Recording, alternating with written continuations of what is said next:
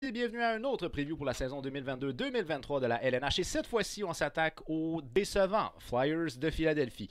La saison pour ce qui est de l'année 2021-22 des Flyers de Philadelphie a été, on va se dire, plutôt pénible. Et ce qui a engendré, après une trentaine de matchs, 32 parties pour être précis, le renvoi de l'entraîneur-chef Alain Vigneault. Alors, du côté des Flyers de Philadelphie, on était une organisation qui, on croyait, avait probablement les éléments nécessaires pour se rendre en séries éliminatoires. Mais finalement, force est d'admettre, c'est qu'il y avait quelque chose qui ne fonctionnait pas dans cette organisation-là. Et puis ça nous a amené éventuellement à trancher dans le tout. On s'est débarrassé de joueurs, puis on passe à autre chose du côté des Flyers de Philadelphie. Bien entendu, il y a eu aussi des absents de marque, comme dans toute équipe qui va mal, il y a des absences qui sont des absences prolongées. Alors on peut mentionner un gars comme Ryan Ellis qui a joué uniquement 4 matchs l'année passée, puis je ne sais même pas s'il va jouer cette année. Mais enfin bref, pour l'instant, je ne l'ai pas mis dans mon alignement. Sean Couturier aussi qui a été blessé, il a joué uniquement 29 matchs. Une saison qui a été une saison catastrophique pour le vétéran Keith Yandle. Il a eu beau avoir joué 989 matchs consécutifs, mais 19 points en 77 matchs, c'est clairement pas le Keith Yandle des belles années. Donc, d'où pourquoi d'ailleurs il a pris sa retraite à la fin de l'année. Mais ça a été une saison qui a été vraiment difficile pour l'ensemble de l'équipe. Le gardien de but Martin Jones aussi qui a eu beaucoup de difficultés. Martin Jones, c'est 35 matchs, une moyenne de 3,42, 900 d'efficacité. Il n'y a pas grand-chose qui a bien fonctionné du côté des Flyers de Philadelphie. Et là, on a pris la décision pendant la saison morte d'embaucher le old school guy, John Tortorella. Et la première prémisse que John Tortorella a amenée, c'est il y a un problème au niveau du vestiaire. Donc lui, il veut amener une dynamique peut-être de plus grands travaillants et tout ça. Et c'est une chose qu'on doit donner à John Tortorella, peu importe sa méthode, c'est que généralement quand il arrive dans une équipe, il réussit à la transformer puis à l'amener peut-être un peu plus travaillante, un peu plus concentrée sur un système de jeu et généralement plus solide défensivement, ce qui serait vraiment pas un luxe pour les Flyers de Philadelphie d'être plus solide défensivement. Fait que bref, il se pourrait que ça fonctionne du côté de John Tortorella. Je ne sais pas si on considère qu'on a tous les éléments en main pour avoir une équipe qui est compétitive pour courir pour une place en série du côté des Flyers, mais il en reste pas moins qu'on a fait un move qui se veut être dans le but de se rendre en séries éliminatoires, l'embauche de John Tortorella. On revient avec le DG Fletcher, qui est un DG qui est, je dirais, souvent remis en question concernant ses habilités.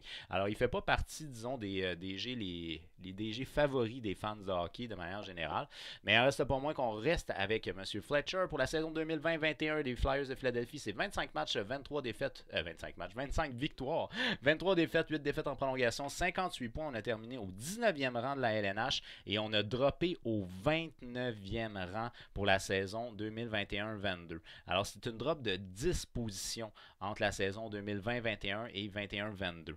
Ça fait mal. Pour les fans, ça fait mal. Et pourtant, dans cette organisation-là, tu as des jeunes qui semblent bien se développer. On a un gars comme exemple Konechny qui est relativement jeune. On a Provorov qui n'est pas tellement vieux non plus. Donc, on a des jeunes, Carter Hart aussi. Carter Hart, ça a été un petit peu difficile l'année passée, mais qui avait déjà montré de belles choses par le passé. Malgré son jeune âge, je veux dire, il est encore en début de carrière du côté de Carter Hart, mais on a quand même des jeunes qui sont très prometteurs. Frost n'est pas vieux non plus.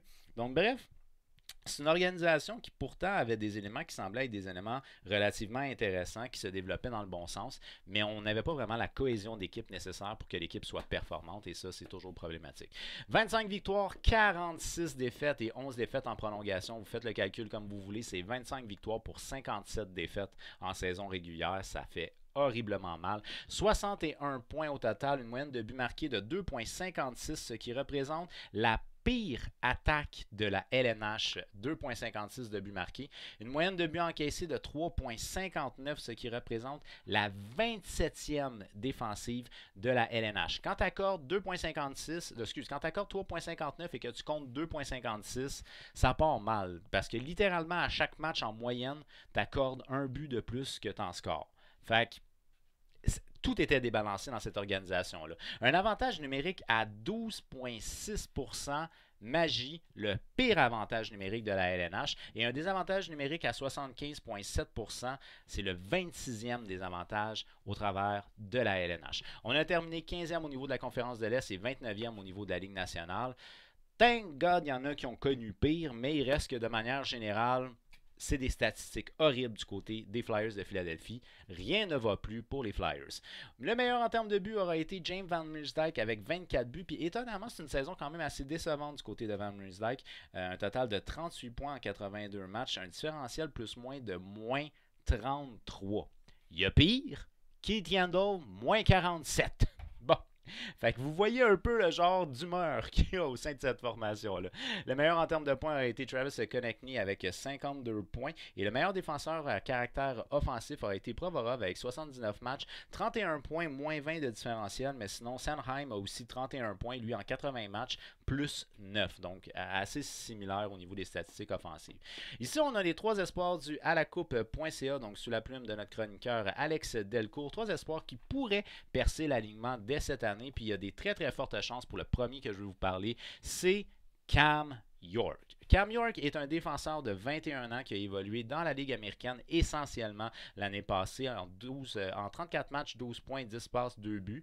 Alors en tant que tel, c'est pas un défenseur qui est reconnu comme étant très offensif, mais c'est un défenseur qui a un excellent hockey sense, un défenseur qui est très solide dans sa zone, un défenseur qui est mobile, un défenseur qui fait des bonnes premières passes, un défenseur qui est mature. La liste est longue. Cam York est probablement l'un des, ou sinon le plus gros prospect qui peut percer l'alignement dès cette année du côté des Flyers de Philadelphie. Du côté de Cam York, on a évolué aussi un peu au niveau de la LNH. On parle de 30 matchs, 3 buts, 7 passes et 10 points. Alors, il y a fort à parier que Cam York soit dans l'alignement dès cette année pour les Flyers de Philadelphie. Le deuxième, et ça, c'est des moves un peu bizarres, je vous dirais, du côté des Flyers de Philadelphie, mais on a laissé partir Martin Jones sans vraiment le remplacer. Alors, c'est ce qui fait que Felix Sandstrom, un gardien de but de 25 ans qui a évolué au niveau de la Ligue américaine l'année passée, essentiellement au niveau de la Ligue américaine, 44 matchs, 2,89 et 902 d'efficacité. C'est pas mauvais. Mais ça va être ton auxiliaire LNH. À moins qu'il y ait quelque chose qui se donne d'ici le début de la saison, là, je ne sais pas.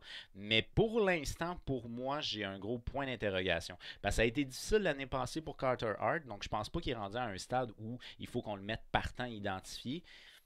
Puis je sais pas, Felix Sandstrom n'est pas nécessairement un gardien de but que je vois comme étant un gardien de but d'avenir. Donc bref, ça devrait théoriquement être le gardien de but qui va être auxiliaire, à moins qu'au training camp, il y ait quelqu'un qui se démarque, puis bon, etc., etc. Par la suite, en termes de troisième espoir, on va y aller avec Noah Kate. C'est un ailier gauche de 23 ans qui a évolué au niveau de la NCAA l'année passée. 37 matchs, 11 buts, 13 passes pour 24 points. Sinon, il a évolué un petit peu au niveau de la LNH et je vous dirais qu'il a surpris. Il y a 16 matchs, 5 buts, 4 passes et 9 points. C'est un gars qui est réputé comme étant un bon leader au niveau de la chambre, un gars qui est très mature et qui pourrait percer l'alignement de cette année parce qu'il a surpris lors de la petite séquence qu'il a joué au niveau LNH l'année passée.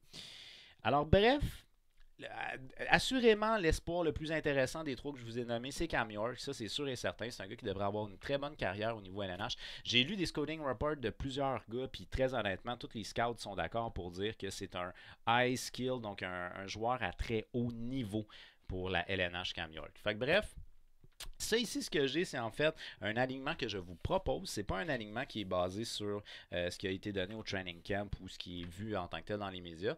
J'y ai été avec quelque chose qui n'est pas complètement connu du côté des Flyers de Philadelphie, mais qui est peut-être pas nécessairement ce qu'il y a de plus solide en termes d'alignement du côté des Flyers de Philadelphie. Je m'explique. Dans le cas de Ryan Ellis, je ne sais pas s'il va jouer, fait que bref, je ne l'ai même pas rentré comme scratch, je ne l'ai juste pas mis dans le cas de Ryan Ellis. Sensiblement la même chose pour Sean Couturier, je ne sais pas ce qui se passe avec lui non plus. Donc bref, il n'est pas dans mon alignement, point. Ce qui rend les choses compliquées au niveau de la ligne de centre pour les Flyers de Philadelphie. Parce que Sean Couturier est un rôle très important dans l'organisation. Puis là, on n'a plus Claude Giroux non plus. Fait que Claude Giroux qui évoluait soit à l'aile ou soit au centre. C'est difficile. Fort heureusement, on a eu quand même une saison qui était correcte pour Joel Farabee. Une bonne saison quand même pour Cam Atkinson. Une très bonne saison, je pense, pour Travis Konechny. On a eu droit à un petit échantillon de Owen Tippett du côté des Flyers de Philadelphie. Parce que Owen Tippett, on l'a acquis en saison. Il n'a pas joué beaucoup par contre avec les Flyers, si je ne fais pas erreur. Il a joué 21 matchs. Donc, Owen Tippett a été acquis dans la transaction de Claude Giroux et il a joué un total de 21 matchs avec les Flyers. C'est 4 buts, 3 passes pour 7 points. Sinon, au niveau de la Ligue américaine, il y avait un total de 18 points en 12 matchs.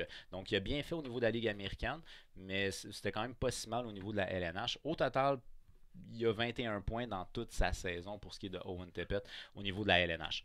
Donc bref, on y va avec un alignement proposé. Et pour mon alignement proposé, moi je vous dirais qu'il n'y a pas de première ligne très solide. Donc, c'est à peu près ça que je veux dire pour ce qui est des Flyers de Philadelphie. On va commencer avec Joel Farabee. C'est 34 points en 63 matchs l'année passée. Ça, c'est un jeune qu'on a quand même bon espoir en lui. Ça a été peut-être un petit peu plus lent l'année passée, mais c'est un gars qu'on pense qu'il est capable de se reprendre. Qu'on fait jouer aussi au centre avec Kevin Hayes, 31 points en 48 matchs l'année passée. Quand même un bon ratio points par match. Un gros joueur de centre dans son cas à lui. C'est pas nécessairement le gars que tu veux sur ton premier trio. C'est Sean Couturier que tu veux sur ton premier trio. Enfin bref, par la suite à l'aile droite, on a Cam Atkinson, un joueur à caractère offensif, 50 points en 73 matchs l'année passée. Quand même une bonne saison pour lui. Si je ne fais pas erreur, je pense que c'est sa première saison avec les Flyers, il me semble.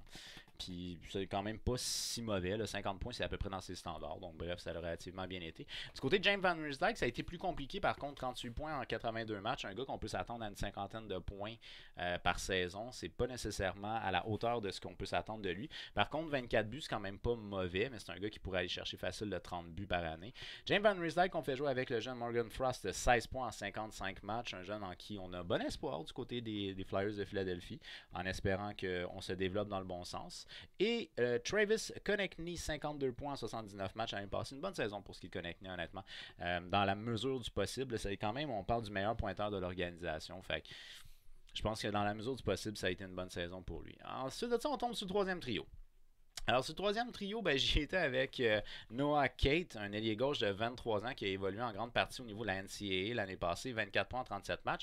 Il a joué un peu au niveau de la LNH et c'est pour ça que je l'ai inséré au niveau de mon alignement. Assurément, Nicolas Deslauriers ne va pas au-dessus. Parce que Nicolas Deslauriers, c'est un joueur solide, qui est fort physiquement, mais qui n'est pas là pour faire des points. Donc, j'ai plus opté pour Kate, parce que je fais quand même jouer avec Owen Tippett, qui théoriquement est un prospect à caractère offensif. Donc, je voulais des joueurs plus offensifs pour jouer avec Tippett. Mais c'est compliqué un peu l'alignement du côté des Flyers. Donc, on y va avec Kate, qui est un gars qui a essentiellement évolué au niveau de la NCAA l'année passée. Qu'on fait jouer avec Scott Laughton, c'est un joueur d'expérience, 30 points 67 matchs l'année passée. Dans le cas de Laughton, c'est un gars qu'on peut utiliser au centre comme à l'aile. C'est un joueur qu'on peut qualifier complet, mais c'est pas nécessairement un joueur qui est très solide dans sa zone et clairement pas un joueur qui a très gros caractère offensif. Que je fais jouer avec Owen Tippett, 21 points 63 matchs l'année passée. C'est un gars qui prend du temps à se développer, Owen Tippett, et on a hâte qu'il se développe. Si les gars se développent bien, on peut avoir quelques prospects qui seraient des bons prospects à caractère offensif du côté des Flyers de Philadelphie. Mais dans certains cas, ça a l'air de se compliquer un peu avec le temps. Mais encore là, je répète, l'année passée a été une saison horrible pour les Flyers. Fait que, bref, si ça va mieux sous John Tortorella, les jeunes vont mieux se développer, tout va mieux aller, les statistiques offensives vont aller à la hausse. On a fait l'acquisition de Nicolas Deslauriers qui nous arrive du Minnesota.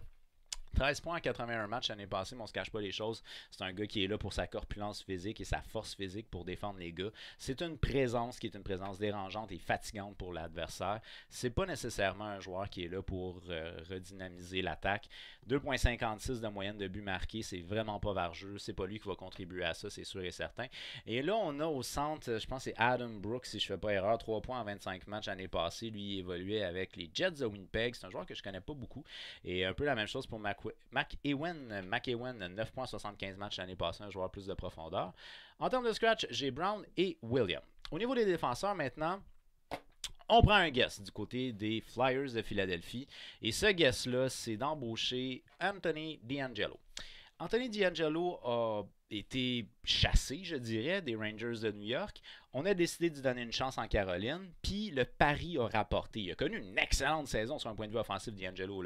51 points en 64 matchs. On s'entend, là, très bonne saison sur un point de vue offensif. Mais c'est toujours un guess qu'on prend avec ce gars-là. C'est un gars qui, normalement, n'a pas peur de dire le fond de sa pensée. Et le fond de sa pensée est parfois quelque peu controversé. Fait que ça occasionne certains problèmes. Et là, on a John Tortorella, qui est là pour ramener tout le monde à l'ordre. Est-ce qu'il va être capable de contenir DeAngelo? Parce que s'il est capable, le talent hockey de DeAngelo est assurément présent.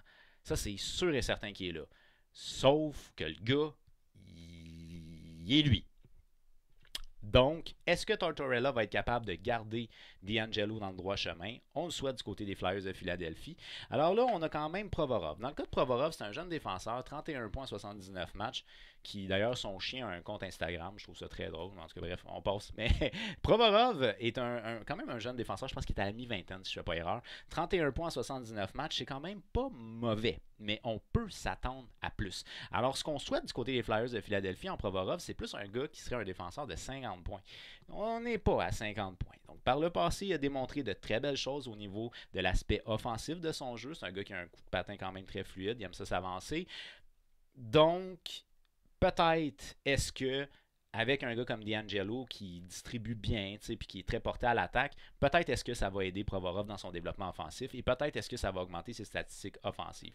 Ou du moins, j'imagine que c'est ce qu'on souhaite. Fait que de faire jouer quand même Provorov avec DeAngelo, c'est deux défenseurs qui sont plus portés vers l'attaque, qui peuvent peut-être s'auto-alimenter, puis ça l'aiderait Provorov si tel est le cas. En termes de deuxième paire, j'y étais avec Sanheim et Ristolainen. Sanheim, c'est 31 points en 80 matchs l'année passée, et Ristolainen, c'est 16 points en 66 matchs l'année passée. Des statistiques offensives assez similaires à celles de Provorov pour ce qui est de l'année passée, pour ce qui est de Sanheim.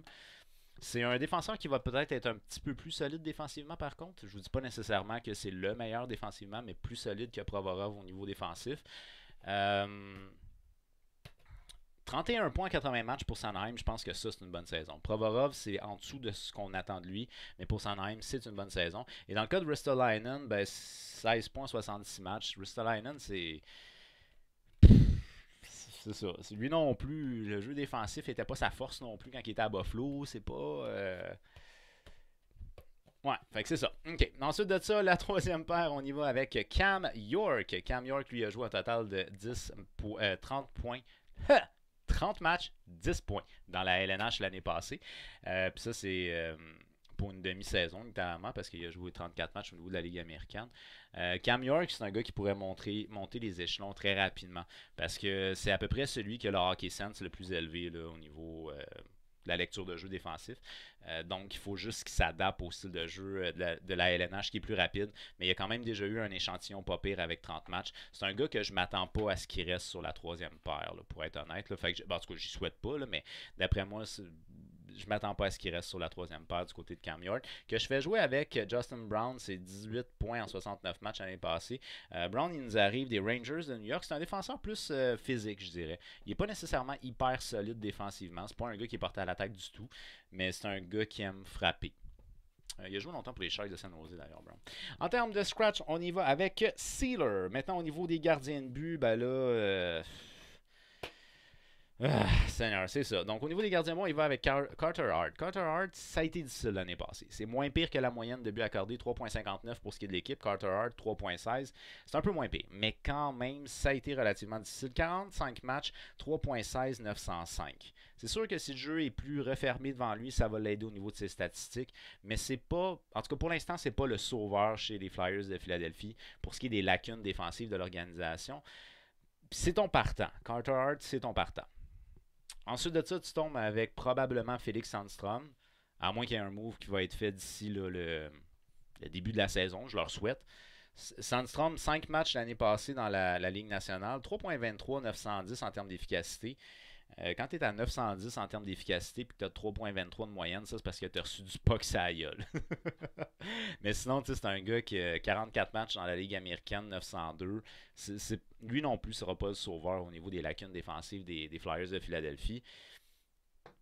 Puis en termes de troisième gardien de but, j'ai été avec Grosnicki, lui, dans la Ligue américaine l'année passée. 30 matchs, 2.0 en termes de moyenne, 933 d'efficacité. C'est un gars qui a bien fait au niveau de la Ligue américaine, mais qui n'est pas nécessairement un joueur LNH. Il est déjà à la mi-trentaine dans le cas de Grosnicki. Grosnick. Donc, c'est pas un gars que tu souhaites voir dans la LNH. Fait que je suis désolé pour les fans des Flyers. C'est pas une équipe qui s'est grandement améliorée. C'est une équipe qui a perdu beaucoup. C'est une équipe qui a pas vraiment des joueurs solides dans le jeu défensif. Ils n'ont pas des gardiens pour sauver la mise. Fait qu'honnêtement, les Flyers de Philadelphie, tout ce que je peux voir, ça serait la même magique de Tortorella qui pourrait peut-être amener quelque chose dans le style de jeu, puis refermer tout ça pour aider justement les gardiens de but dans leur tâche, puis peut-être essayer d'avoir une équipe qui serait un peu plus dynamique, plus responsable. Mais Tortorella, lui, quand il est arrivé dans la chambre, il a fait comme, il y a de quoi qui marche pas ici. Là. Il y a un vibe qui marche pas. Il faut qu'on change ce vibe-là. Est-ce que ça va marcher? Je le souhaite pour les fans des Flyers. Parce que je maintiens, je maintiens, il y a des jeunes qui ont des bons potentiels dans cette équipe-là, mais quand tout va mal, c'est dur de bien le développer. C'est pas impossible, mais c'est dur. Fait que, du côté des Flyers de Philadelphie, la barque, elle s'en va un peu tout croche, puis d'après moi, cette organisation-là est pas mieux partie pour l'année prochaine. Donc bref, les Flyers de Philadelphie, en mon sens, ne font pas les séries éliminatoires. Je ne sais pas, qu'est-ce que vous en pensez? D'après vous, est-ce que les Flyers peuvent peut-être courir pour une place en série?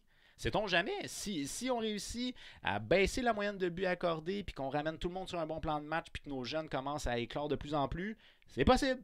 Fait que, est-ce que d'après vous, les Flyers de Philadelphie sont complètement out of the playoff? Est-ce que d'après vous, ils vont courir pour une place en série? Est-ce qu'ils sont sûrs d'être en série? Ou est-ce qu'ils vont pour Connor Bedard? Faites-le moi savoir au travers des commentaires. Alors, je vous dis un très gros merci d'avoir regardé ma vidéo. On n'oublie pas de donner un petit j'aime, mais aussi de la partager pour qu'on soit un maximum de hockey fans à jaser de hockey. C'est toujours plus plaisant quand on dit plus. Et puis sinon, on s'abonne et active la petite cloche parce qu'il y a d'autres previews qui s'en viennent pour la saison 2022-2023 de la LNH. Mais d'ici là, je vous dis un gros merci d'avoir regardé ma vidéo. On se revoit très prochainement. Je vous aime, les fans des Flyers. Bonne chance. C'est la même chose à Montréal, by the way. Pas